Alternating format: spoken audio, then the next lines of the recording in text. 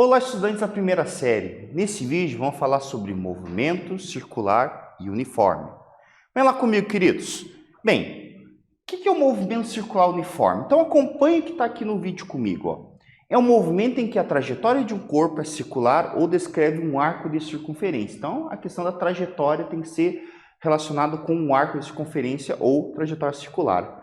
A velocidade escalar ela é constante. E a velocidade vetorial tem módulo constante. Veja que tem uma diferença entre velocidade escalar e velocidade vetorial. Já vamos falar sobre isso.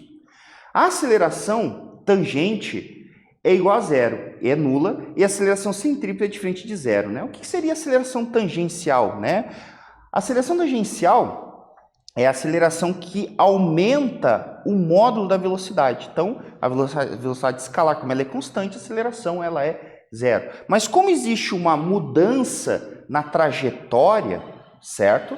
Nós vamos ter que ter uma aplicação de uma força, que seria a força centrípeta, que, por este caso, ela tem uma aceleração, que a gente chama de aceleração centrípeta, por isso que é diferente de zero. E veja que interessante, a direção da aceleração centrípeta é perpendicular a cada ponto da velocidade vetorial, apontando sempre para o centro da trajetória. Então, observe isso aqui, para vocês poderem entender melhor. Então, imagina que eu estou aqui fazendo uma tiradeira, né? Vou lançar uma pedra. O que acontece? Estou girando essa tiradeira aqui, certo? Girando a pedra como está sendo mostrado. Nós vamos ter aqui a aceleração centrípeta apontada para o centro da trajetória, certo? Enquanto que a velocidade vetorial, ela vai estar tangente a essa trajetória, certo? Entre elas aqui nós vamos ter um ângulo de 90 graus. Certo? Então você vai perceber que a todo momento do giro dessa tiradeira, tu vai perceber que a velocidade ela está sempre tangente à trajetória e a aceleração centrípeta sempre ao centro.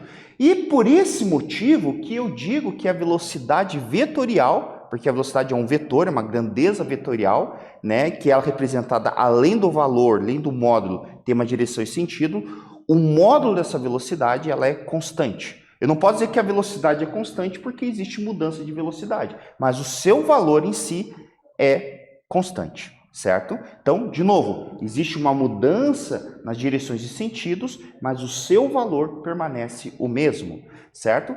Além dessa questão do movimento circular, é muito importante a gente entender o que seria essa chamada velocidade angular. A velocidade angular é o quociente, né, a razão entre o ângulo descrito e o tempo, certo? Ele é medido normalmente em radianos por segundo, e você tem aqui o deslocamento angular, né, e é o tempo que é dado em segundos.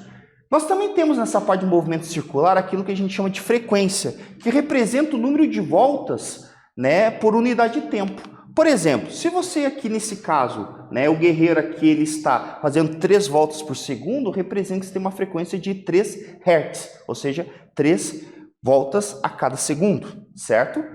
E eu também posso entender que existe o tempo de uma volta completa, certo? Que nesse caso eu posso fazer com que essa volta completa demore mais ou menos. Isso eu chamo de período. O período representa o tempo de uma volta completa. Então, a partir disso, eu consigo achar uma relação, inclusive, entre frequência e período. Período T, de time, tempo, certo? E F de frequência. Então, eu vou perceber que a frequência ela é 1 sobre T, certo? Ou seja, um acaba sendo inverso do outro. Então, nesse caso, se um aumenta, o outro diminui. Ou seja, aumenta a frequência, o tempo de uma volta diminui e vice-versa. Ok? Lembrando que a frequência é medida em hertz e o tempo em segundos. Aqui estão as nossas referências e nesse vídeo nós falamos sobre o movimento circular e uniforme. Espero que tenham gostado. Até breve!